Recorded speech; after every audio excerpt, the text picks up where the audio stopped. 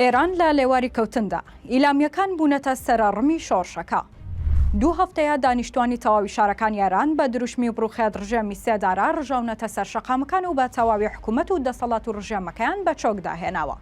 خەڵکی تووڕە و پەست و نیگەران و دابەزینی خەیاڵی تومەن و بێکاری تا ئاستی سەتا هەفتە هێندەی تر خەڵکی پەست و نیگەران کردووە و چالاکوان و ڕۆژنامەوان و مامۆستا و نووسەر و کاسبکار هەموو پێکەوە هوتاف دەڵێنەوە و حکوومەتە لاوازەکەی تارانیش لە لێواری داڕوخان و کەوتندایە. ئەمریکا و ئیسرائیل بە وردی چاودێری دۆخەکە دەکەن و دەیانەوێت بە وردی ئاگادار بن لە حاڵەتی کەوتنی ڕژێمەکەدا بەدیلی خێرای دەسەڵات دابنێن و وڵاتەکە تووشی بۆشایی ئەمنی فراوان نەبێت.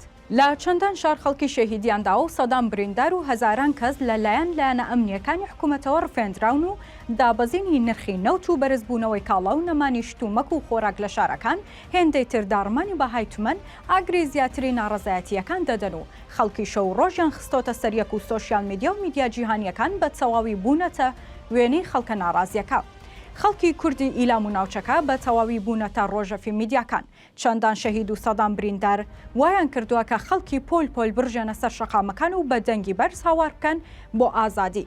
خۆپێشاندەرانی ئێرانی دەڵێن ئیلامیەکان بوونەتە سەرڕمی شۆڕشە نوێیەکە و ئازایەتی گەنجەکانیان بۆتە ترێندی سۆشیال میدیا.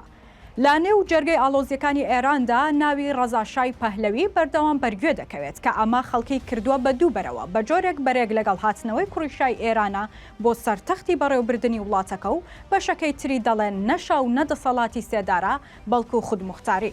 بەتایبەت دانیشتوانە کوردەکەی ڕۆژهەڵات بە تەواوی دژی بیرۆکەی هێنانەوەی ڕەزاشان و دەڵێن سیستەم و ڕژێمەکەی ئەویش دەسەڵاتێکی خوێن ڕێژ بوو. سەدان ڕۆڵەی کورد و پێشمەرگەیاندا لە سێدارە بۆ ڕاستکردنەوەی ڕێڕەوی حکومڕانی خۆیان.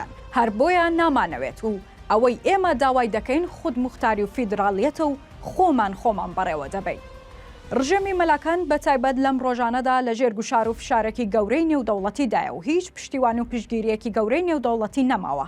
هەر بۆیە چاوەڕێ دەکرێت ئەم جارە حکوومەت و سیستەم و ڕژێمەکە بە یەکجاری بڕوخێت و بگۆڕێت و دوای 46 ساڵ ڕژێمی ئاخوند و مەلاکان ماڵئاوایی بکات و بۆ یەکجاری لە کۆڵگەلانی ئێران و ناوچەکە ببنەوە و بەڵای شیعە بۆ هەمیشە بە کۆتا بێت.